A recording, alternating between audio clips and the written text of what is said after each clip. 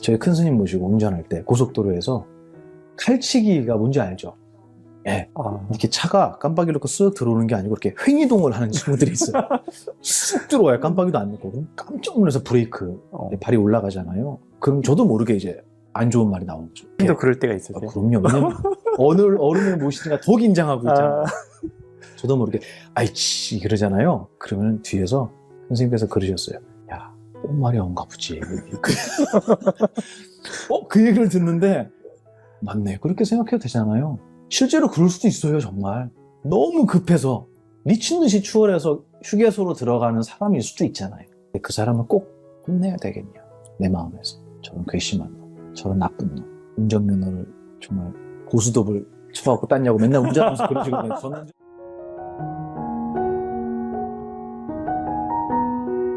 그럼 이게 사용 설명서가 있어야 우리가 삶을 잘 살아간다 하셨는데 스님께서 좋아하시는 표현인지 모르겠지만 프로필에도 스타 스님이라고 돼 있더라고요. 나도 내 마음을 모를 때 불교 심리학 강의 오랫동안 해오셨는데 그걸 집약한 마음 사용법 매뉴얼이라고 소개되어 있습니다. 이 책을 통해서 독자들이 궁극적으로 얻기를 바라는 게 무엇인가요? 저는 그 스타라는 그 말이 너무 싫어요. 되게 친한 분인데 스님 물 들어올 때 노져야지 이렇게 얘기하는데 진짜 귀를 씻고 싶었어요. 너무 수치스러워하고 그 말이 얼마나 수치스럽게 들리는지 얘 그래요저라는 말이 안 나오는 거예요. 차마 그럴 수 있잖아요. 예, 그럼요. 아유 감사합니다 해도 되는데 차마 그 얘기가 안 나오고 너무 부끄러운 거예요. 근데 그분이 나쁘다는 얘기가 아니라 그분 농담으로 또 저를 워낙 좋아하고 사랑하셔서 스님 더 열심히 해야지 라는 의미로 전 들었지만 그 말 자체가 저는 막 두드러기가 날 만큼 싫어요. 왜냐하면 제가 강의 끝에 이런 말씀 자주 드려요. 부처님께서 그러셨거든요. 열반을 하실 때 하시기 직전에 안한 존자가 땅을 구르면서 울었다 그래요. 너무 슬퍼했대요. 그러면서 부처님께 부처님 당신이 떠나시면 우리는 이제 무엇에 의지해서 수행해야 합니까? 라는 질문을 드린대요.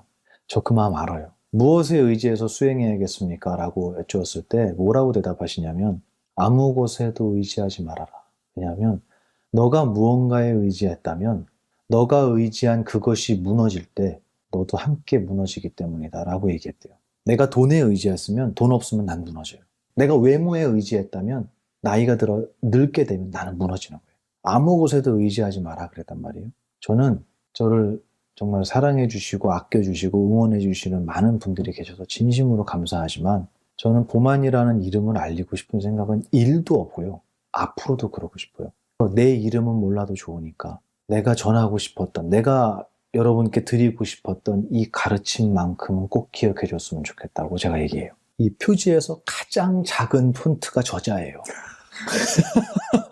제일 작아요, 저자가. 잘 안 보이네요. 잘 안 보이죠. 요청은 안 했어요. 근데 저는 그거를 보고 아, 내 마음을 안다라고 생각했어요.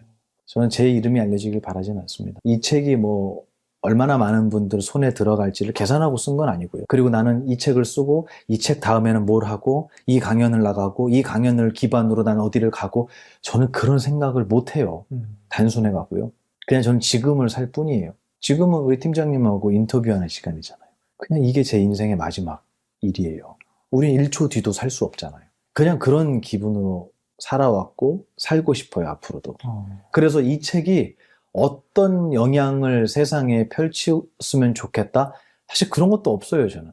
되게 이상한 얘기일지 몰라도 그걸 꼭 뭐하러 썼어? 이렇게 얘기할 수도 있지만 저는 그냥 이 책을 읽고 사람들이 스스로가 얼마나 위대한 존재였고 내 정신이라는 것이 망가질 수 있는 것이 아니구나 라는 것을 그냥 알았으면 좋겠어요. 그러면 이거는 보만이라는 이름을 알게 된 게 아니잖아요. 내 자신을 알게 된 거고 내가 잘못된 게 아니라는 걸 느끼고 많은 사람들이 위로받고 날개를 달았으면 좋겠어요. 그래서 이 책 사인회 제가 할 때 뭐 시간이 없어서 못 해드린 분도 있지만 제가 그 말을 많이 썼어요.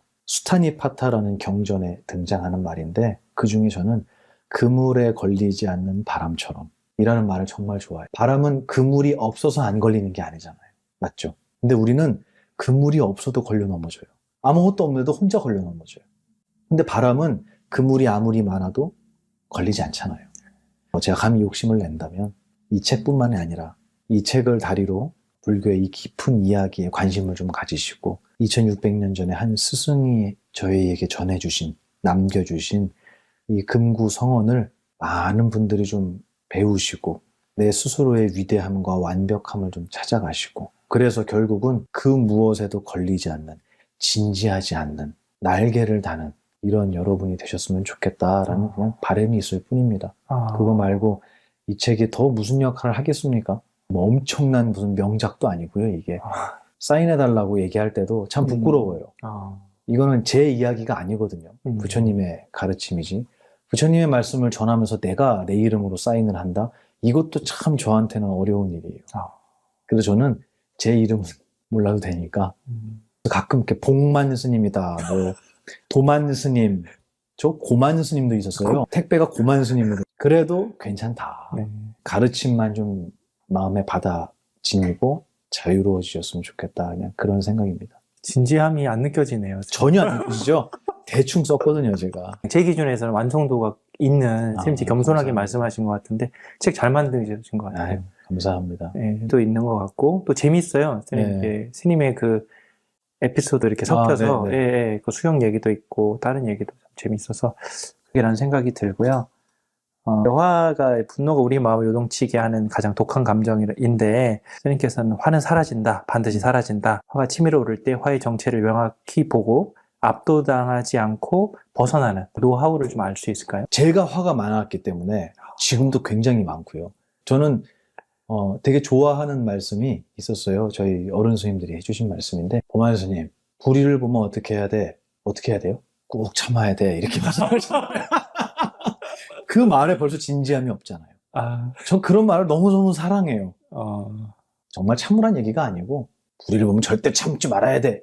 그렇게 얘기해도 꼭 참아야 돼 라고 얘기해도 불의를 보면 못 참아요. 그죠?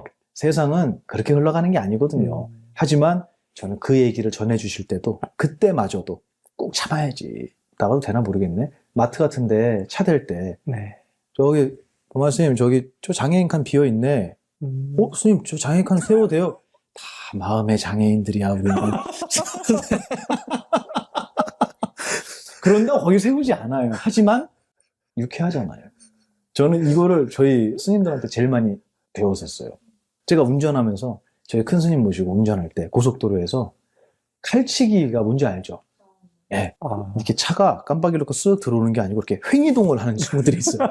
쑥 들어와요. 깜빡이도 안 넣고. 그럼 깜짝 놀라서 브레이크 발이 올라가잖아요. 그럼 저도 모르게 이제 안 좋은 말이 나오는 거죠. 또 그럴 때가 있으세요? 그럼요. 왜냐면 어른을 모시니까 더 긴장하고 있잖아요. 저도 모르게 아이치 그러잖아요. 그러면 뒤에서 선생님께서 그러셨어요. 야, 똥말이 온가 보지. 그 얘기를 듣는데 맞네. 그렇게 생각해도 되잖아요. 실제로 그럴 수도 있어요. 정말 너무 급해서 미친 듯이 추월해서 휴게소로 들어가는 사람일 수도 있잖아요. 그 사람을 꼭 혼내야 되겠냐. 내 마음에서. 저런 괘씸한 놈, 저런 나쁜 놈, 운전면허를 정말 고스톱을 쳐갖고 땄냐고 맨날 운전하면서 그러시거든요. 전 운전면허를 고스톱을 쳐서 땄냐고. 그렇게 굳이 그 사람을 혼내야 될 필요가 있겠느냐. 용서해도 되잖아요. 아무도 몰라요, 내가 용서하는지. 하지만 나는 안 힘드니까. 그러면 저는 이 화라는 감정을 조절할 때 그 화를 저는 유머러스하게 얼마든지 할 수 있을 거라고 생각해요. 특히 대한민국 사람들이 화라는 것의 전문가들인 것 같아요. 그게 왜 그럴까를 생각해 봤어요. 저희 어른께서는 이런 표현도 하셨어요. 대한민국 역사와 관련이 있는 것 같아. 이런 말씀도 하시더라고요. 일제시대 때 그 억눌린 역사, 그 피해의식, 나라를 빼앗겼다는 분노와 외로움, 위에 무엇이 덮여졌냐면 전쟁이라는 게 같은 나라 사람들끼리 서로 군복이 다르다는 이유로 그냥 쏴 죽이고 미워하고 서로 편을 나눠서 싸웠던 그 기억, 그것도 우리 DNA에 분명히 있을 거다. 왜냐하면 DNA는 곧 교육이기 때문이죠.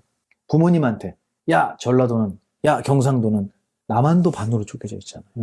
거기다 정치도 반으로 쪼개져 있잖아요. 요즘에는 남녀도 쪼개졌잖아요.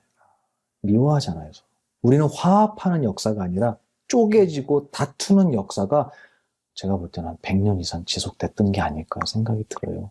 그래서 우리에게 나도 모르게 누군가의 잘못을 보고 또 그 잘못이 그 잘못한 사람을 비난해도 그 불똥이 나에게 튀지 않을 거라는 확신이 들 때는 사정없이 비난하고요. 그 사람을 밟고 내 세계에서 밀어내는 것에 굉장히 큰 성취감, 저는 그것도 피해의식이라고 생각해요.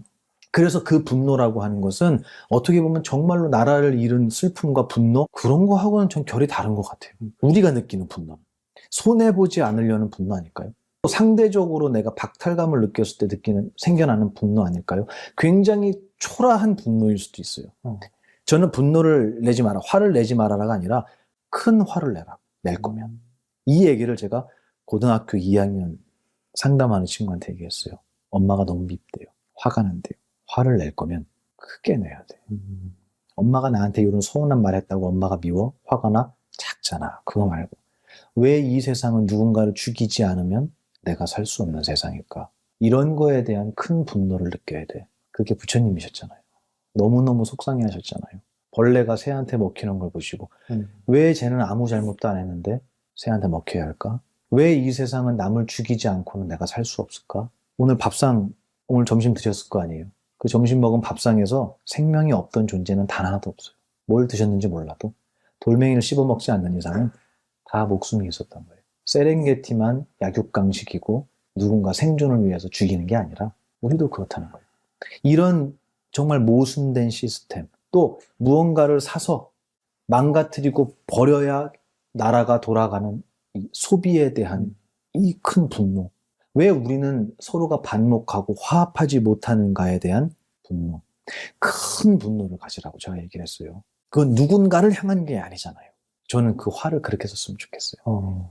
버리는 게 아니고 작게 쓰지 말고 정말 이 세상에 우리가 마음을 하나로 모아서 큰 어떠한 부조리와 큰 숙제를 해결하는 데 있어서 나의 분노를 저 밑바닥에 갖고 있었으면 좋겠다. 제가 말을 분노, 화라고 표현했지만 이거는 화는 아니죠. 문제의식이죠. 바로잡아야 할 큰 숙제를 그렇게 안고 가자. 엄마하고 싸우고 네가 맞냐 내가 맞냐 이러지 말고 그렇게 말씀드리고 싶어요. 특히 우리 대한민국의 청년들이 이 큰 정말 위대한 분노를 가지고 세상에 나아가서 대한민국을 정말 아름답게 바꿔주기를 바라고 있습니다.